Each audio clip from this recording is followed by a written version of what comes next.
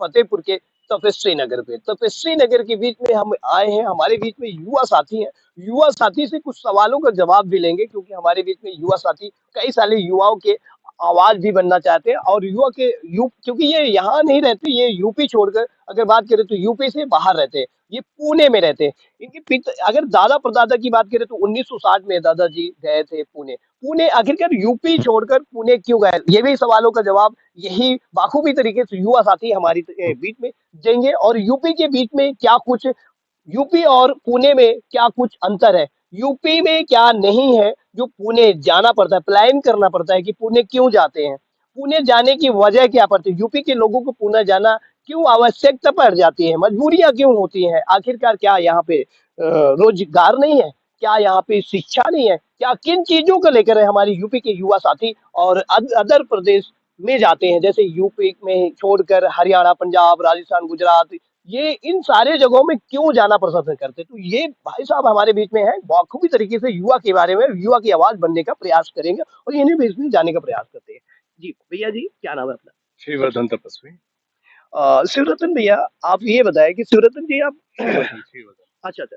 ये आप पुणे जब पुणे से जैसे यूपी में फतेहपुर में आते हैं, तो फतेहपुर के युवा साथियों के बारे में क्या कुछ कहना कहना क्या चाहते हैं, अभी यहाँ पे बेसिकली बात वही है कि आपका एजुकेशन सिस्टम है नहीं हुँ, प्रॉपर, हुँ, है ना? आपके मेडिकल फैसिलिटीज है नहीं, हाँ, बेसिक रिक्वायरमेंट्स जो आदमी की है वो यहाँ पे है नहीं। हुँ, इंफ्रास्ट्रक्चर की बात करो वो भी यहाँ पर है नहीं। हुँ, हुँ। तो इसलिए बात ये है कि यहाँ का युवा आपका यहाँ पे नहीं रहना चाहता है। अच्छा, अच्छा, वो यहाँ से वो सोचता है जाने के लिए बैंगलोर जॉब के लिए, अच्छा। यहाँ से वो जाने के लिए सोचता है पुणे, हुँ, बॉम्बे, हुँ, दिल्ली। हुँ, तो ऐसा कुछ यहाँ पे रोजगार रोजगार होना चाहिए कि यहाँ के युवा जो है यहाँ पे रहे। हुँ, थोड़ा टाइम ऐसा ना आए कभी कि यहाँ पे सिर्फ बूढ़े ही रह जाए हुँ। और युवा सब पलायन कर दे आपका दूसरे स्टेट में।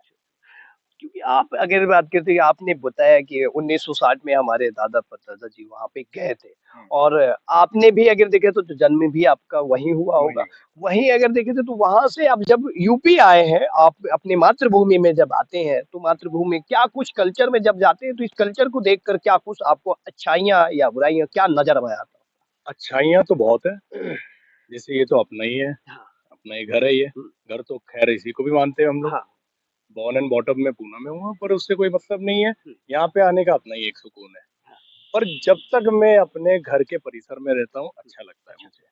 जैसे शहर की तरफ जाता हूँ तो थोड़ा सा फिर चीजें बदलने लग जाती हैं। जैसे आप अभी सीधे यहाँ से चलिए, छोटे छोटे एग्जाम्पल्स हैं। हाँ, आप सीधे चले जाइए, आपका यहाँ पे रेलवे पुल बना है। हाँ, रेलवे पुल में आप देखिए बरसात में पूरा पानी भर जाता है, हुँ, आदमी यहाँ से पलट के उस तरफ जा भी नहीं सकता है। हुँ, आगे चल के अभी ये मेरे ख्याल से ये कुछ 6-7 महीने पहले ही रास्ता भी बना है ठीक ठाक। हुँ, इसके पहले तो रास्ता भी पूरा 3-4 साल तक खराब था। हुँ, हुँ, ट्रैफिक इतना है, कोई रूल्स नहीं है, जगह पे नाले खुले हुए हैं, ट्रांसफार्मर देख लीजिए आप, सब जगह खुले पड़े हैं। कोई मतलब मेरे ख्याल से तो ये सब बेसिक चीजें हैं जो करनी चाहिए, सरकार को देखनी चाहिए यहाँ पे। ये मैं कोई सरकार, पर्टिकुलर सरकार को नहीं बोलूंगा, आज तक जितने सरकार आए हैं किसी ने इतना कोई योगदान नहीं दिया है कि एक बेसिक रिक्वायरमेंट क्या है, एक अच्छा क्वालिटी लाइफ जीने के लिए रिक्वायरमेंट क्या है, हुँ। वो है नहीं यहाँ पे। अगर बात करें पूना है, तो पूना अपडेट क्यों डे पे डे अपडेट क्यों होता चला जा रहा है? पुणे में लोग अगर पलायन करते हैं, यूपी के युवा या अदर के लिए, जॉब के लिए या कहीं अदर सेक्टर में, तो बहुत सारे युवा साथियों को देखा भी होगा आपने पुणे में। तो पुणे में अगर देखते हैं तो वो लोग भी, अगर आपके साथ कभी बातचीत होती होगी, तो कितने लोग अगर मिले होंगे तो क्या कुछ उनसे जाना और समझा? सबका वही है, सबका एक्सपीरियंस वही है, सबको चाहिए अपॉर्चुनिटीज। कोई अपने घर से दूर नहीं जाना चाहता है, कौन जाना चाहता सही। है? आप अपने जगह अपने यहाँ पे रहोगे, आपके काफी सारे खर्चे कम हो जाते हैं, हुँ, है ना? हुँ, आपका हाउस रेंट है, हुँ, आपका रोज का खाने का खर्चा है, हुँ, आपका बिजली का बिल है, जो आप पहले अपने घर में रहते थे वो शेयर हो जाता था क्योंकि पूरा फैमिली वहाँ पे रहता है। अब आप यहाँ का भी देख रहे हो, आप जा वापस छोड़ के जा रहे हो, आपको वहाँ का भी खर्चा उठाना है। तो कोई अपना घर छोड़ के कहीं नहीं जाना चाहता है। पर मजबूरियां कुछ है, मजबूरियां तो बहुत है। हुँ, यहाँ पे कुछ अपॉर्चुनिटीज है ही नहीं, कहाँ पे है? आप जॉब क्रिएशन कर रहे हो, कहाँ जॉब है? अच्छा, जैसे आप पूना में चले जाओगे तो आप पे काफी इंडस्ट्रीज, बहुत इंडस्ट्री है, पूरा इंडस्ट्रियल एरिया ही है।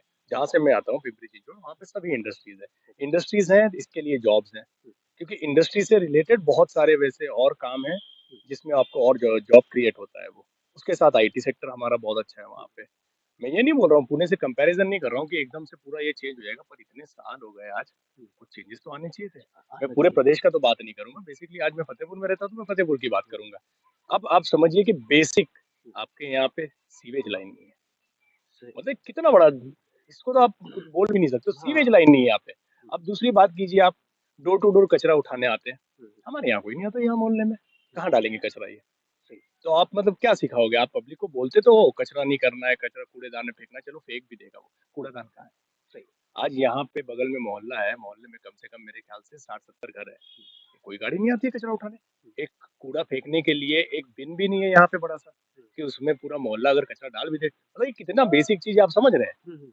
गांव में पुराने जमाने में घूर हुआ करता था, आदमी वहां पे फेंकता था कचरा जाके, सब गांव में होता था छोटा छोटा। यहाँ तो वो भी चीजें नहीं है, तो कैसे करेंगे आप? तो बेसिक चीजें पहले सुधारना पड़ेगा, ये बेसिक चीजें नहीं हो रही है तो बाकी चीज तो छोड़ ही दीजिए आप। मैं तो एजुकेशन और हॉस्पिटल और दुनियादारी की तो बात ही नहीं करूंगा यहाँ ये तपस्वी जी बाखूबी तरीके से कंपेरियन के बारे में भी बताया कि कंपेरियन में अगर देखा जाए तो पुणे भी अभी बहुत ज्यादा, अगर देखा जाए तो आज देश की आजादी में अगर देखा जाए तो भागीदारी यूपी जितना यूपी में भागीदारी था, यूं ही अगर देखा जाए तो आपका